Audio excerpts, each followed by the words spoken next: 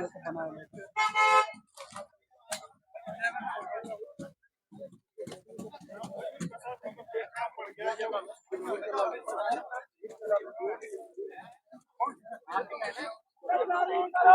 अरे अरे अरे अरे नमस्कार, मैं पीताम्बर कुमार और आप देख रहे हैं आरबीपी टाइम्स। जैसा कि आपको मालूम है, अभी सुबह सुबह हमने आपको दिखाया था गांधी पार्क में बेचैन युवाओं की भीड़ जमा थी। और वो भीड़ इसलिए है कि ये सारे युवा जो हैं सो प्रशिक्षित हैं शिक्षक के लिए, लेकिन सरकार इनकी मांगों को मान नहीं रही और इन्हें नियुक्ति पत्र नहीं प्रदान कर रही है, जिससे ये युवा सड़क पे उतर चुके हैं। और इनका मांग को सरकार को माननी ही चाहिए, इसलिए कि ये लोग प्रशिक्षित हैं।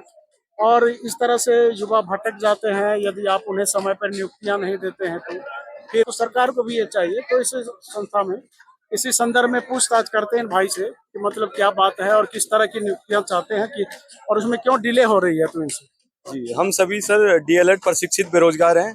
सरकार ने जो है हमें नियुक्ति प्रवेश परीक्षा के द्वारा हमें ट्रेनिंग करवाई थी। तो हमने 2 साल का प्रशिक्षण पूर्ण किया। उसके बाद हमने सीटेट यूटेट परीक्षा सारी परीक्षाएं क्वालिफाई की और उसके बाद हम सेवा के लिए पूर्णतः तैयार हैं। परंतु पिछली बार जो शिक्षक भर्ती आई थी उसमें हम थोड़े से समय से 1 महीने के अंतर से हम लोग उस भर्ती में शामिल होने से छूट गए थे। तो उस समय शिक्षा मंत्री जी के द्वारा हमें वादा किया गया था कि जैसे ही आपका प्रशिक्षण पूर्ण होता है तो हम आपके लिए तुरंत प्राथमिक शिक्षक भर्ती निकालकर आपको नियुक्ति देने का कार्य करेंगे। परंतु सर हम उसके बाद देख रहे हैं कि अब लगभग आधे साल से ज्यादा का समय हो गया है, परंतु शिक्षा मंत्री की ओर से कोई भी इस पर जो है कार्य नहीं किया गया है भर्ती के ऊपर। पिछले भर्ती में जो 1 महीने का जो डिले है वो क्या कटअप है, डेट कटअप क्या था उसका, जो कि मतलब आप लोग को उसमें नहीं शामिल। जी, सरकार के द्वारा जो हमें डीएलएड प्रशिक्षण दिया जा रहा था तो हमारा प्रशिक्षण पूर्ण होने में 1 महीने का समय बचा हुआ था, जिस कारण हम उस भर्ती में शामिल नहीं हो पाए थे। अच्छा अच्छा, तो अब सरकार क्या कह रही है? सर सरकार से हम बार बार जो है गुजारिश कर रहे हैं कि हमारे लिए जो है प्राथमिक शिक्षक भर्ती निकाली जाए, परंतु उसके बावजूद भी सरकार के द्वारा इस पर कोई कार्य नहीं किया जा रहा है। शिक्षा मंत्री जी के द्वारा शिक्षा विभाग को आदेश करने के बाद भी, निर्देश करने के बाद भी विभाग के द्वारा भर्ती के ऊपर कोई भी कार्य नहीं किया जा रहा है, जिसके कारण सभी युवाओं में बहुत ज्यादा निराशा का माहौल है।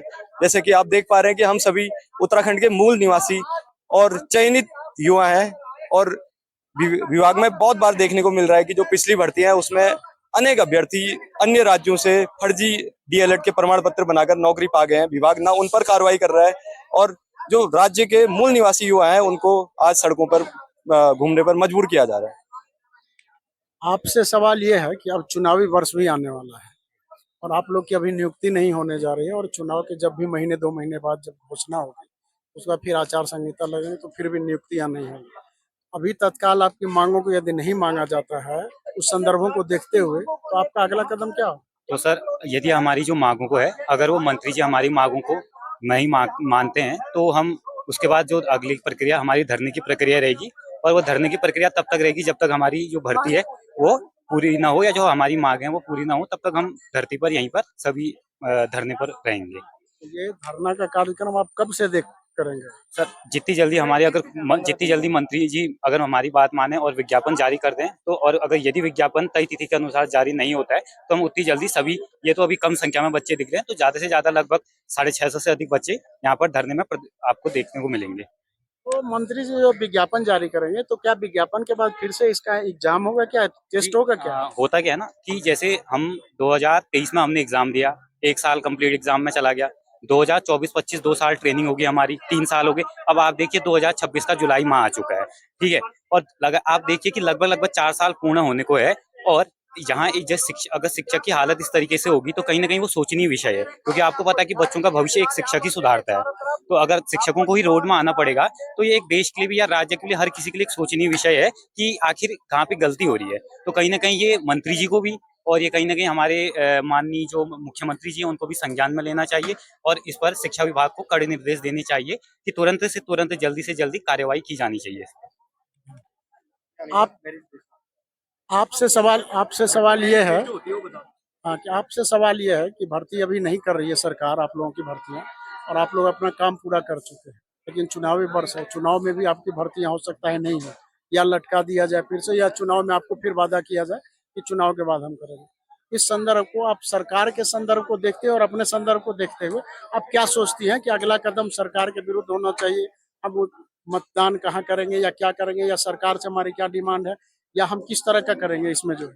नहीं सर, हम सरकार के खिलाफ तो नहीं जाएंगे, लेकिन हम अपने जो हमारे जो वादे हैं अगर वो पूर्ण नहीं हो पाते हैं तो हम अपनी बात को शांतिपूर्वक तरीके से, और इस ये जो आज आप भीड़ देख रहे हैं इसको और बड़े लेवल पे हम इसको अगली बार करेंगे। हो सकता है फिर हम धरने पे जाएं, बड़ी रैलियां करें, लेकिन हम किसी विभाग के खिलाफ नहीं जा रहे हैं।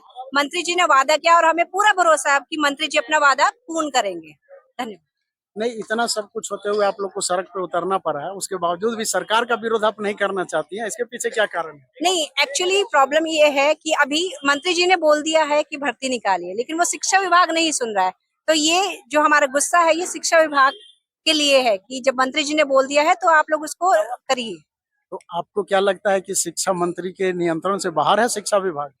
नहीं सर, लेकिन आज हम सड़कों पे उतरे हैं तो शायद ये लोग सोचेंगे हमारे बारे में, हमारे भविष्य के बारे में। जो हमने 2 साल ट्रेनिंग पूरी की है डाइट में रहकर, पूरे कड़े नियमों का पालन करके, आज जब हम शिक्षक भर्ती के लिए शामिल नहीं हो पाए पिछली बारी में, तो अब हम चाहते हैं कि जल्दी से जल्दी भर्ती आए और हम लोग उसमें शामिल हो।